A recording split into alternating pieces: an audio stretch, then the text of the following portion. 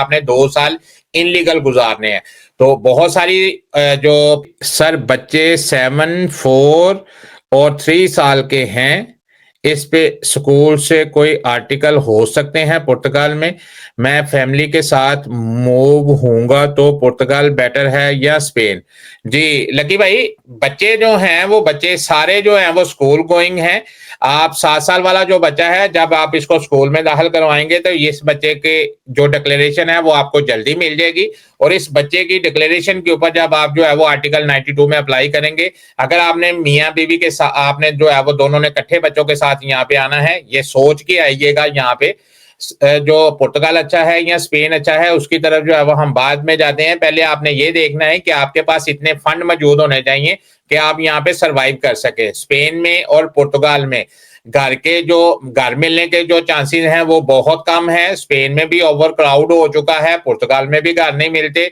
यहाँ पे काम का मसला है। पुर्तगाल में आप लीगल काम कर सकते हैं, स्पेन में आप लीगल काम नहीं कर सकते। वहां पे आपने 2 साल इनलीगल गुजारने हैं। तो बहुत सारी जो प्रॉब्लम्स हैं वो उनका आपको यहाँ पे फेस करना पड़ेगा। इसलिए हम हमेशा से ये आपको जो है वो समझाने की कोशिश करते हैं कि जब आप यहाँ पे आएंगे आपके हालात जो हैं वो यकसर बदल जाएंगे। जिस मुल्क से आप आ रहे हैं, विजिट वीजा लेके अगर आप यहाँ पे आ रहे हैं, इसका मतलब है कि उस मुल्क में आप वेल सेटल्ड है।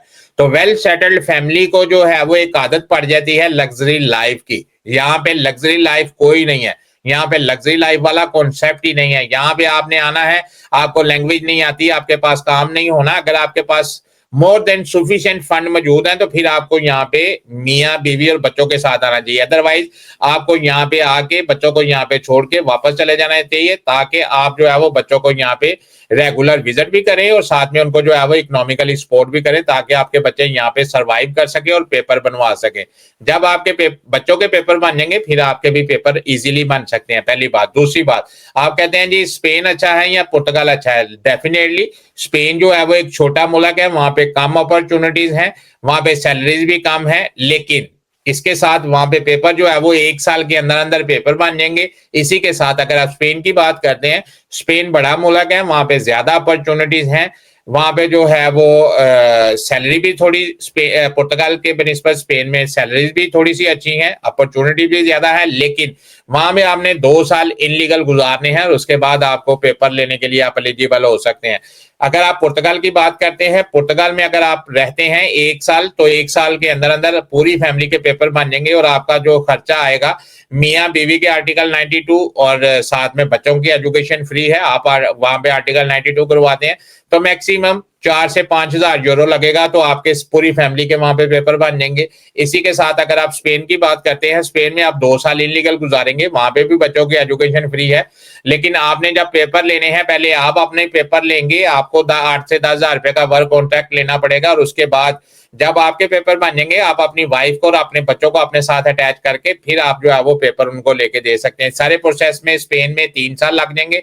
पैसे जो है वो आपके ये खाने पीने रहने के अलावा की बात कर रहा हूँ, पेपर लेने की बात कर रहा हूँ सिर्फ। ना पुर्तगाल में 5,000 में रहने और खाने का खर्चा शामिल है और ना ही यहाँ पे जो स्पेन में रहने का खर्चा शामिल है। स्पेन में आपका जो है वो 10 से 12,000 यूरो लग सकता है और पुर्तगाल में आपका 4 से 6,000।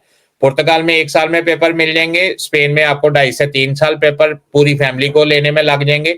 ये पुर्तगाल छोटा मुल्क है, सैलरी कम है, कम अपॉर्चुनिटीज हैं और पुर्तगाल स्पेन में जो है वो अपॉर्चुनिटी ज्यादा है। इसलिए डिसीजन आपका अपना है, आपने कहाँ पे जाना है। पेपर दोनों जगह पे इंशाल्लाह अगर आप यहाँ पे लीगल आ जाते हैं तो पेपर दोनों जगह पे इंशाल्लाह आपको मिल जाएंगे।